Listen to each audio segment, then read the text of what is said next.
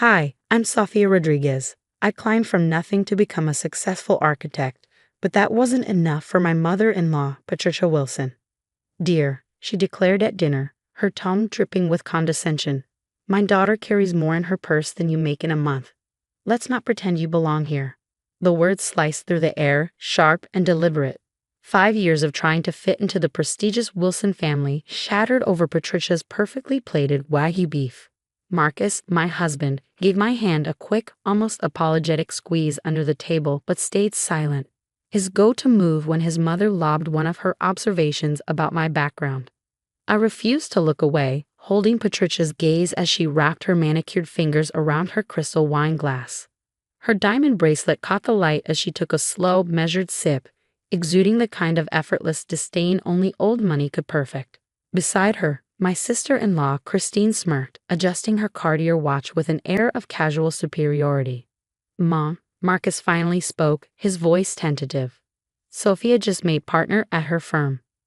Oh yes, Christine chimed in with fox enthusiasm. Designing those affordable housing projects, right? She practically spat out the word affordable.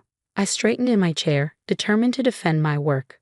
We're creating beautiful, eco-friendly homes that are accessible to people like your family, Patricia interjected smoothly. How noble. I suppose it's natural to gravitate toward what's familiar. The jab landed squarely. My parents had worked tirelessly, my dad as a janitor and my mom cleaning houses, including ones like this sprawling mansion. They poured everything into my education, their sacrifices etched into every success I'd achieved. There's nothing wrong with making beautiful things accessible to everyone, I said, my voice steady despite the tightness in my chest. Patricia dabbed at her lips with her napkin, her movements precise, leaving behind a perfect red lipstick mark. Darling, that's the problem. You don't see it. Exclusivity is what makes things special. Her gaze drifted to my simple gold wedding band, a stark contrast to Christine's enormous diamond ring. The rest of dinner was a blur of veiled insults and ostentatious stories.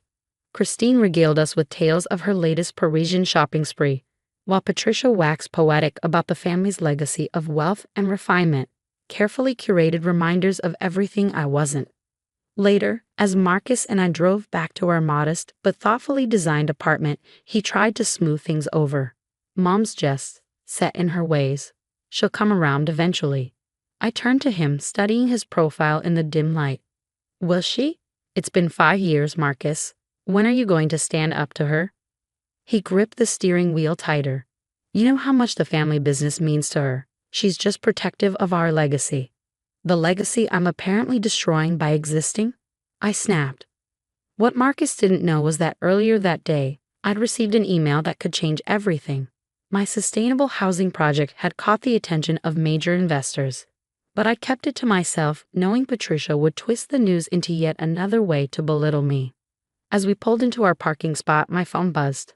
A text from Christine lit up the screen. Don't worry about Mom. Not everyone is cut out for our world.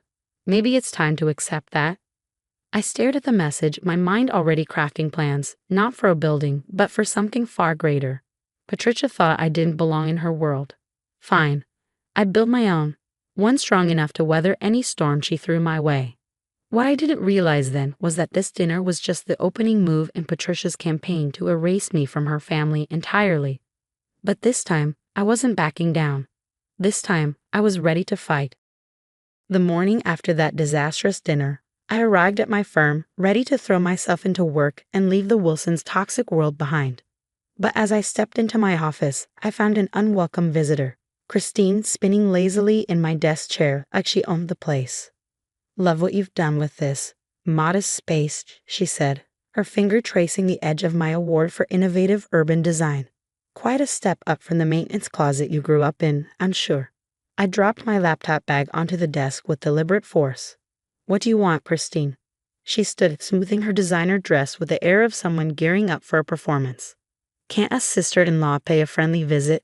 Actually, I'm here about the Riverside Development Project. Mother mentioned your firm is bidding on it. My stomach dropped.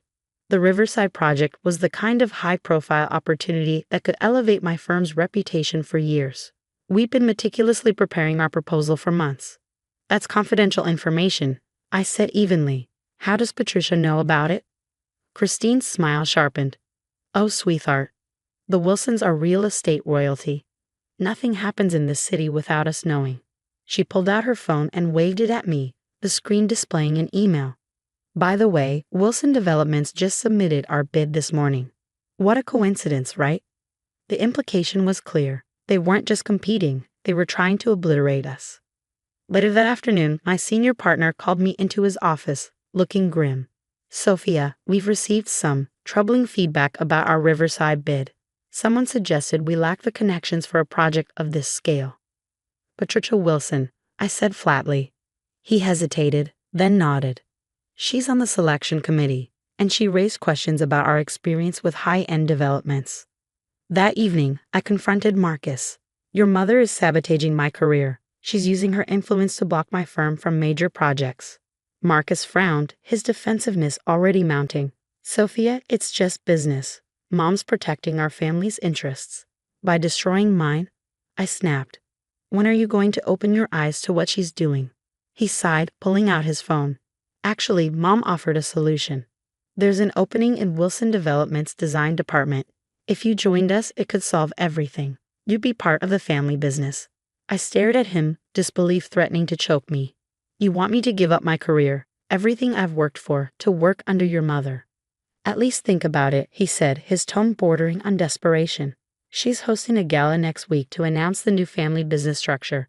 She wants to present us as a united front. Reluctantly, I agreed to attend the gala. Dressed in my best gown, which still paled in comparison to the sea of culture surrounding me, I stood in the shadow of Patricia's world. She and Christine held court in the center of the room, every glance and smile carefully calculated. The sound of clinking glass silenced the crowd. Patricia stood, regal and composed. Everyone, she began, her voice commanding attention. As we expand Wilson Developments, family leadership is paramount. I'm thrilled to announce Christine as the new creative director of our luxury residential division. Her words hit like a slap. The position Marcus had dangled in front of me, the so-called solution, had never been real. This was Patricia's plan all along, to elevate Christine while making my role in the family feel even smaller. But just as the room erupted into applause, my phone buzzed.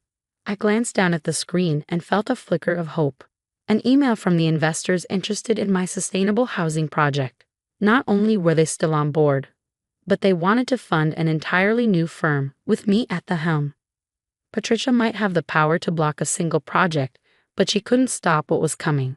I'd spent my career designing structures built to endure, and now it was time to apply that resilience to my own life. What I didn't realize was that Patricia had one final card to play, one that would force me to choose between my marriage and my integrity. And this time, Marcus would have to pick a side. I didn't attend the Wilson family dinner that Sunday. For the first time in 5 years, I chose not to play along. Instead, I stayed in my office, finalizing plans of my new investors. The buzz of my phone, Marcus's name flashing repeatedly, went ignored. I had more important matters to handle. A shadow fell across my desk, and I looked up to find Patricia standing in the doorway, her designer handbag perched on her arm like a shield.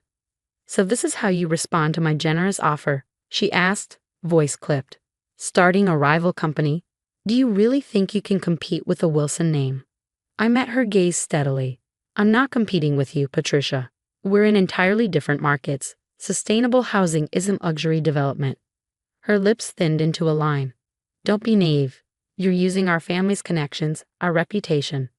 I'm using my name, I interrupted. Rodriguez Sustainable Architecture. There's no Wilson attached to anything I'm building. Her expression darkened. Marcus won't stand for this. He knows where his loyalties lie. Right on cue, Marcus burst in, his face flushed. Sophia, what are you doing? Mom says you're trying to sabotage the family business. I sighed, steadying myself. Actually, I need you both to see something. I turned my computer screen toward them and pulled up the designs. These are the homes we're building. Affordable, sustainable, beautiful, and focused on fostering community. Then I clicked over to a bank statement. And this is what we've raised so far, more than double Wilson Development's annual revenue. Patricia's face drained of color. That's impossible. Who would back you? People who believe in creating something meaningful, not just padding their pockets, I said coolly. You've been trying to force me out since the day I married Marcus. Congratulations, you finally succeeded. I'm stepping away from the Wilson sphere entirely. You're choosing this over your family? Marcus demanded, his voice rising. No, I said, meeting his eyes. I'm choosing integrity over pretense. The real question, Marcus, is what are you choosing? Before he could answer, Christine rushed in, waving her phone. Mother, you need to see this. The Riverside Development Committee just announced they're splitting the project, half luxury units, half sustainable housing. They want both firms involved. Patricia looked like she'd swallowed a lemon. Absolutely not. We don't collaborate with. With what? I cut in. A successful firm, because that's what I am now. Not the girl you look down on, not the daughter-in-law you tried to shame. I'm your equal, Patricia. Actually, according to these numbers, I'm your superior. The room fell silent. Marcus looked between his mother and me, his face clouded with hesitation. After years of dodging the choice, he finally had to face it. Sophia, he said slowly, almost in awe, I didn't realize you were capable of this. That's the problem, I replied. You never saw me clearly. None of you did. But now you have to decide, are you my husband, or are you just Patricia's son? 2 months later, I sat in my new office, overlooking the Riverside construction site. The divorce papers had been finalized, and Marcus had made his choice. Based on Christine's recent attempts to partner with my firm, I suspected the Wilsons were already regretting it. My phone buzzed with a message from Patricia. You've made a terrible mistake. You could have been part of our family. I smiled as I typed back, no, Patricia. The mistake was yours. You were so focused on keeping me out that you didn't notice I was building something better. A knock at the door interrupted my thoughts. My assistant peeked in. Ms. Rodriguez? The community center investors are ready for your presentation. I stood smoothing my dress, a designer one, this time chosen for myself. Send them in. As I prepared to present my vision, I couldn't help but feel a deep sense of gratitude for Patricia. Her cruelty had given me the push I needed to grow beyond her shadow. Sometimes the people who try to break you end up laying the foundation for your greatest triumphs.